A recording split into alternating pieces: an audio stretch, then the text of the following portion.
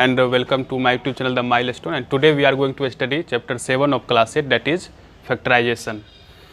Factorisation means कि algebraic expressions को उसके फैक्टर्स में एक्सप्रेस करना। जैसे इफ़ वी टॉक 4 के फैक्टर है जैसे 2 × 2, तो इस तरह से इसको लिखना, दैट इज़ कॉल्ड फैक्टराइजेशन। किसी भी कोई भी अलजेब्रिक एक्सप्रेशन हो उसको उसके फैक्टर्स के प्रोडक्ट के रूप में एक्सप्रेस करना, that is called factorisation. Factorisation is just reverse of multiplication. आप जब किसी दो फैक्टर्स को मल्टीप्लाई करते हैं तो अलजेब्रिक एक्सप्रेशन आता है, और उस अलजेब्रिक एक्सप्रेशन को आप दो फैक्टर्स के प्रोडक्ट के रूप में लिखिए तो फैक्टराइजेशन कहलाता है। तो factorisation is just reverse process of multiplication. तो अब हम देखते हैं कि फैक्टराइजेशन आप करिएगा किस तरह से। कोई भी अलजेब्रिक एक्सप्रेशन है तो उसको किस तरीके से फैक्टराइज किया जाए। पहला जो है वो फैक्टराइजेशन, जब एक कॉमन मोनोमियल फैक्टर्स जो है वो दोनों टर्म में हो, या जिसको आप नॉर्मली कहते हैं कि कॉमन दोनों में हो। जैसे यहाँ देखिए 5x + 20 है, इसको अगर आप ध्यान से देखिए तो ये 5 जो है ये दोनों टर्म में है जो कि कॉमन है। 5 जो है 5x में भी 5 है और 20 के प्रोडक्ट में भी फैक्टराइजेशन में भी 5 × 4 है, डेट इज़ कि आपको 5 जो है वो दोनों टर्म में है। तो आपको इसके लिए क्या करना है, दोनों टर्म्स का HCF यानी हाईएस्ट कॉमन फैक्टर, उसको आपको कॉमन लेना और उसके प्रोडक्ट के रूप में आप इसको लिखना है। जैसे कि आप इस 5x और 20 का अगर HCF लिया तो ऑब्वियसली आपको 5 आएगा। तो आपको क्या करना है, 5 जो है यहाँ से आपको कॉमन लेना है, या 5 को इस तरह से आपको लिख लीजिए। अब इस 5x है और यहाँ से आपने 5 कॉमन ले लिया है, तो आपको यहाँ पे क्या बचेगा, x। क्या हो जाएगा यहाँ x। फिर प्लस है तो आप यहाँ पे प्लस लिखिए, और जब आप 20 से 5 कॉमन लेते हैं तो वहाँ क्या बचेगा, आपको डिवाइड करके लिखना है। जैसे 5 / 20 दैट इज़ 4, तो आपको यहाँ पे क्या आ जाएगा 4।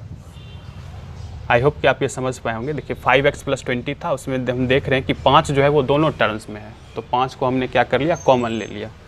तो जब 5x से आपने 5 कॉमन लिया तो यहाँ पे क्या बचा x, और फिर जब आप 20 से 5 को कॉमन लिया, 5 × 4 = 20, तो यहाँ पे क्या हो जाएगा 4। मतलब जो भी टर्म्स आप कॉमन लेते हैं, इस कॉमन से आपको इसको डिवाइड करना है और जो आपको आएगा वो आपको यहाँ पे लिखते जाना। जैसे 5x में 5 कॉमन लिए तो 5 और 5x को डिवाइड करिए, क्या बचेगा x। 5 और 20 को डिवाइड करिए, क्या बचेगा 4। तो इस तरह से आपको ये करना है, बस यही जो है वो आपका आंसर। 5x + 20 का फैक्टराइजेशन क्या हो, 5 × x + 4। मतलब 5 को जब हम x + 4 से मल्टीप्लाई करेंगे तो हमारा आएगा 5x + 20। अभी हमने आपको बताया था कि फैक्टराइजेशन जो है वो रिवर्स है किसका, मल्टीप्लिकेशन का। तो देखिए अगर हम मल्टीप्लाई करेंगे तो क्या आएगा, 5x + 20, और 5x + 20 को जब हम फैक्टराइज किए तो आया 5x + 4। तो ये दोनों जो है वो रिवर्स प्रोसेस है। अब जो नेक्स्ट एग्जांपल जो यही है, देखिए अब 6ab है और यहाँ 9bc है, इसको फैक्टराइज करना है। तो आप देखिए दोनों टर्म्स में जो हाईएस्ट कॉमन फैक्टर है, कॉमन दोनों में क्या है, 6 और 9। 6 और 9 में कॉमन क्या होगा, 3। 6 और 9 में कॉमन क्या है, 3, चूँकि 6 होता है 3 × 2 और 9 3 × 3। तो दोनों में आप कॉमन क्या है, 3, तो आप पहले 3 को कॉमन लीजिए। और फिर देखिए यहाँ a है, इसमें तो a वाला टर्म है ही नहीं, तो ये तो कॉमन है नहीं। b जो है वो इस टर्म में भी है और यहाँ भी है, तो आप जो है b को यहाँ से भी कॉमन ले लीजिए। तो आपका कॉमन क्या हुआ, 3b। इसका HCF क्या हुआ, 3b, क्योंकि 3b ही जो है दोनों टर्म्स में है।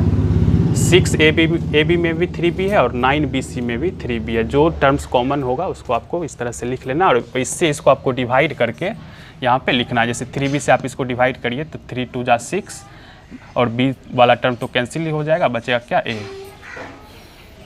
माइनस दीजिए फिर, और फिर 3 से 9 को डिवाइड कर लीजिए, हो जाएगा 3, और b वाला टर्म कैंसिल ही हो जाएगा, बचा क्या, c। तो इस तरीके से आपको इसको क्या करना है, फैक्टराइज, और बस यही जो है वो आपका आंसर हो जाएगा, 3b × 2a - 3c। आपको क्या करना है, दोनों टर्म्स में जो उसका हाईएस्ट कॉमन फैक्टर है उसको आपको कॉमन के रूप में लेना है, और फिर उसके प्रोडक्ट के रूप में आपको इसको लिखना है। मतलब 3b को जब आप 2a से गुना करेगा तो 6ab हो जाएगा, और फिर 3ab को 3 से गुना करेगा तो 9bc हो जाएगा। जो नेक्स्ट है, when A binomial is common. अभी तक हम देख रहे थे जब मोनोमियल कॉमन आ रहा था, अब कॉमन जो है बाइनोमियल आएगा, तो उसमें कैसे करेंगे। जैसे देखिए 2x - 3y है और 2x - 3y, ये दोनों टर्म्स इसमें कॉमन आ रहा है, 2x - 3y और 2x - 3y। तो आपका जो कॉमन है या HCF है वो क्या हो जाएगा, 2x - 3y। 2x - 3y हमने यहाँ पे कॉमन ले लिया। अब जब इसको आप डिवाइड करिएगा 2x - 3y को इस टर्म से, तो आप देख रहे हैं 2x - 3y तो कैंसिल ही हो जाएगा, क्या बचेगा, 5a। या जो टर्म आप कॉमन ले लिए उसको आप छोड़ के जो बचा हुआ टर्म है उसको आप यहाँ पे लिखते हैं। तो जब आप यहाँ पे देखिए क्या बचेगा, 5a, तो यहाँ पे आपका हो जाएगा 5a। फिर इस टर्म में जब आप 2x माइनस 3y को आपने कॉमन ले लिया है तो ये टर्म तो कैंसिल ही हो जाएगा, बचेगा आपका क्या, सिर्फ 2b। क्या बचेगा, 2b।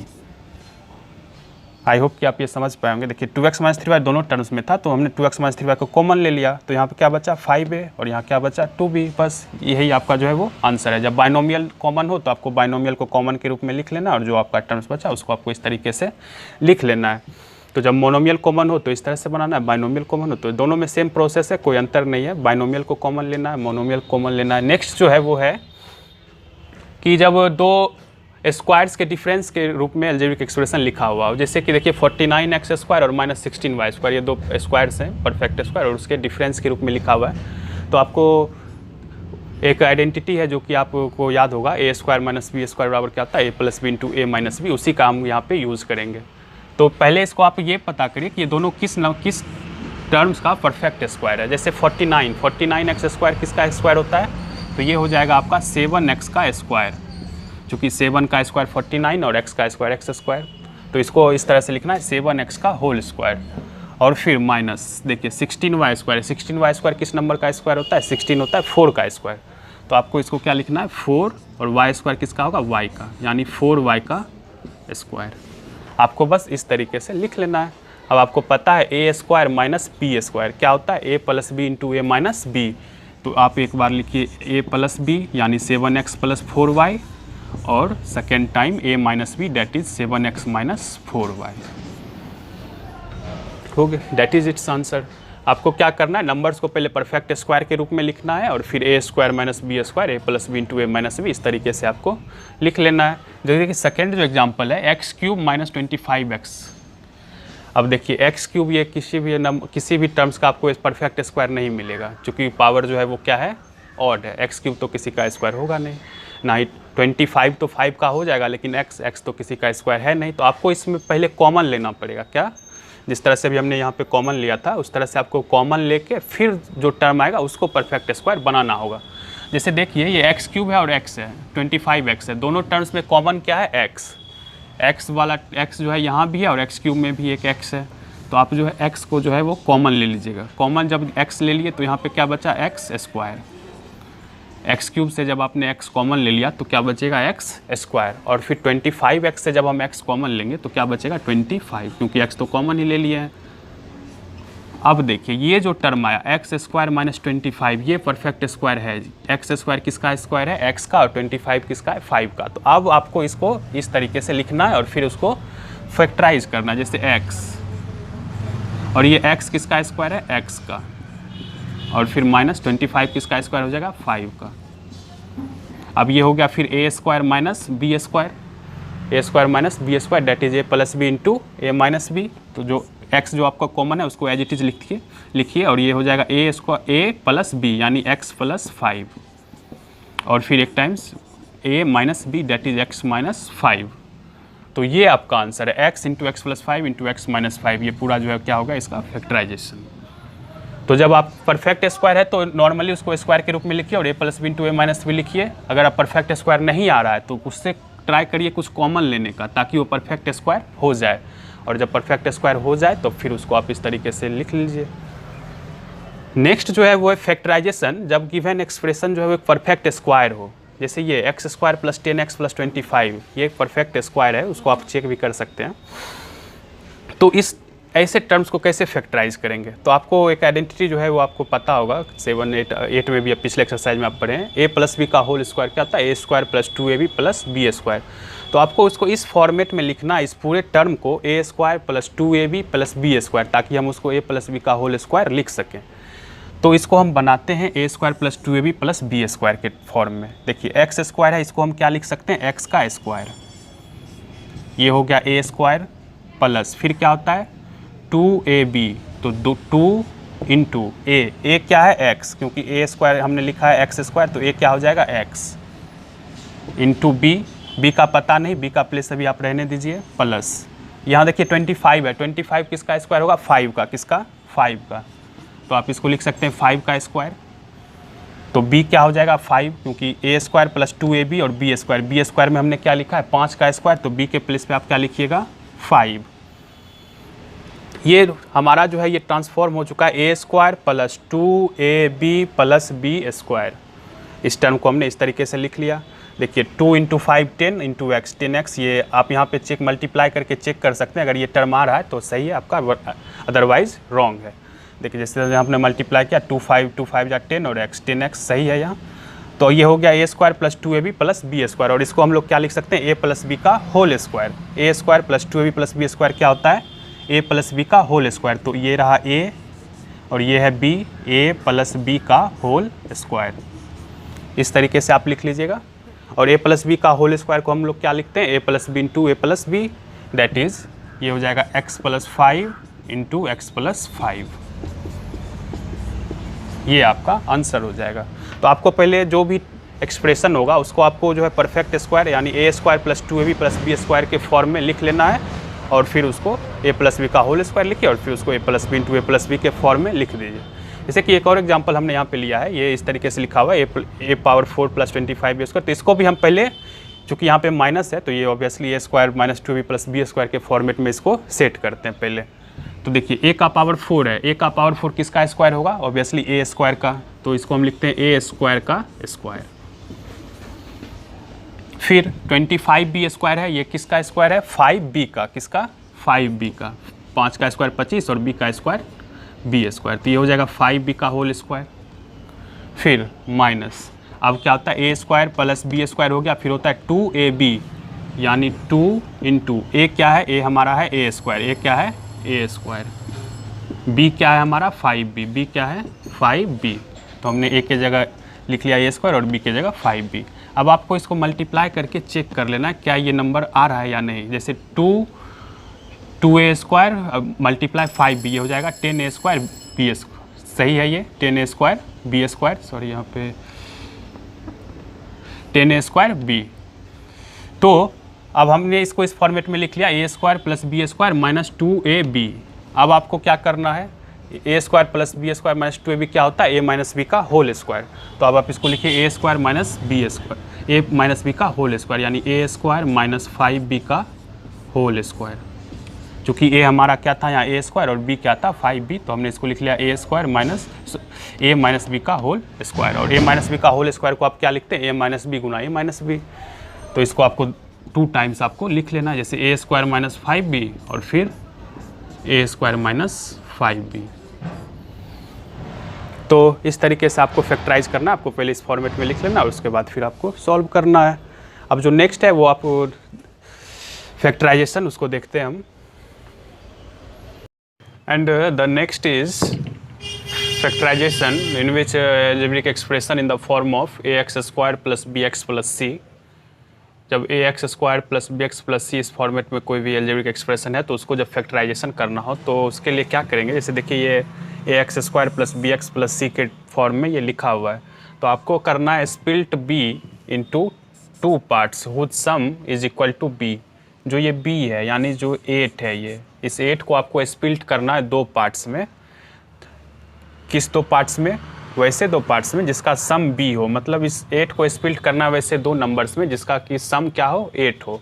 And product is equal to bc, bc product is equal to product is equal to ac, product is equal to ac।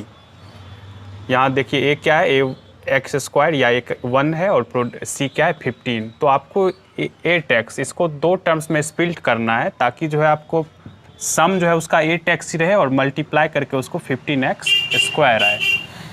तो आप क्या करिएगा, इसको आप फैक्टर नॉर्मली आप सोच के भी कर सकते हैं, या आप जब आप पता नहीं चल रहे कौन सा नंबर होगा तो आप क्या कर सकते हैं, जो प्रोडक्ट है उसको आप फैक्टराइजेशन करके भी आप इसका आंसर निकाल सकते हैं। जैसे फिर यहाँ पे देखिए इसको ऐड करके आना चाहिए कितना 8x, और इसका जो प्रोडक्ट है वो होना चाहिए 15x स्क्वायर। तो आप क्या करिए, नंबर जो है इसका फैक्टराइज करिए 15, दैट इज़ 3 5 या 15। तो क्या नंबर क्या 3 और 5 है, 3 5 या 15, और 3 5 को ऐड करिए, 3 मल्टीप्लाई 3 5 8। तो हम देख रहे हैं 3 और 5 को ऐड करने से 8 आ रहा है और मल्टीप्लाई करके 15x स्क्वायर आ जाएगा। तो हम इसको 8x को 2 टर्म में स्प्लिट करेंगे, 3x और 5x। तो हम इसको लिखेंगे x स्क्वायर, 8x को लिख लेंगे 3x प्लस 5x। ये टेक्स्ट को हमने क्या लिखा है 3x प्लस 5x प्लस 15।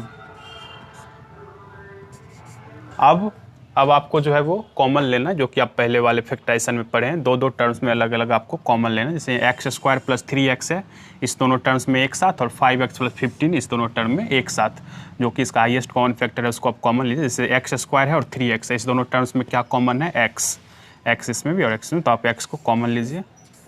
तो आपको एक्स स्क्वायर से जब आप x कॉमन लिया तो क्या होगा x, और 3x से जब आपने x कॉमन लिया तो क्या होगा 3। एक्स स्क्वायर प्लस 3x से हमने x कॉमन ले लिया। अब जो नेक्स्ट है 5x प्लस 15, इससे देखिए इसमें क्या कॉमन है, तो इसमें कॉमन है 5x और 15 में कॉमन क्या होगा 5। तो फिर x प्लस 5x से कॉमन 5 लिए तो यहाँ x, और 15 से जब आप 5 कॉमन लीजिएगा तो हो जाएगा 3। इस तरीके से। और अभी आपको पहले हमने बताया था कि जब फिर दो बाइनोमियल कॉमन आ जाए तो फिर उसको भी कॉमन कैसे लेना है। तो x प्लस 3 देखिए दोनों टर्म्स में है, तो x प्लस 3 जो है वो आपको फिर कॉमन लेना है। अब इससे x प्लस 3 आपने कॉमन ले लिया तो यहाँ क्या होगा x, और इससे x प्लस 3 कॉमन ले लिए तो क्या बचेगा 5। तो ये आपका आंसर हो जाएगा x प्लस 3 और x प्लस 5। इस तरह से आपको फैक्टराइज करना है जब ax square plus bx plus c के फॉर्म में लिखा हुआ हो। आपको जो ये मिडिल वाला जो नंबर है इसको स्प्लिट करना है दो पार्ट्स में, ताकि उसका सम जो है वही रहे, और मल्टीप्लाई करके फर्स्ट इंटू लास्ट टर्म जो है वो का प्रोडक्ट आ जाए। जैसे एक और एग्जांपल हम देख लेते हैं इसका, 2x square plus 9x plus 10, इसको जो है फैक्टराइज करना है। तो आपको क्या करना है, ये मिडल वाला जो टर्म है इसको स्प्लिट करना है। अब 9x को स्प्लिट करना है किस तरह से, ताकि उसको ऐड करके क्या 9x हो, और जब आप इस दोनों को मल्टीप्लाई करें तो मल्टीप्लाई करके आपको क्या आ जाना है 10 इंटू 2 यानी 20। डेट मीन्स कि इसका प्रोडक्ट 20 होना चाहिए और सम कितना होना चाहिए 9। प्रोडक्ट 20 और सम 9। इसको 9 को इस तरह से स्प्लिट करना है कि उसको ऐड करके सम जो है दोनों नंबर्स का 9 हो, और प्रोडक्ट क्या हो 10 इंटू 2 यानी 20। तो क्लियरली आप देख सकते हैं। आपको अगर समझ में नहीं आता है कौन सा नंबर होगा तो आप जो प्रोडक्ट है उसको आप फैक्टराइज भी कर सकते हैं। जैसे आप 20 को फैक्टराइज करिए तो ग्रेटर नंबर से डिवाइड करिए, 4 5 या 20। तो आप देख रहे हैं 4 और 5 यानी 4 प्लस 5 9 भी होगा, और 4 मल्टीप्लाई 5 क्या होगा 20 भी होगा। तो आप 9x है इसको क्या लिखेंगे 4x प्लस 5x। तो 4x और 5x को ऐड करने पे 9x हो जाएगा, और मल्टीप्लाई करेंगे तो 20x स्क्वायर भी हो जाएगा। तो 2x स्क्वायर लिखिए एज इट इज़, और 9x के जगह पे अब आप क्या लिखेंगे 4x प्लस 5x। बस यही काम जो है आपको, जो इसमें सबसे जो ज़्यादा महत्वपूर्ण काम है यही स्प्लिट करना। कौन सा वो दो नंबर होगा जिसमें इसको स्प्लिट करें, ये हो गया। बाकी तो एज इट इज़ जैसे आप पहले कर चुके हैं उसी तरह आपको करना है। फिर प्लस 10 लिखिए।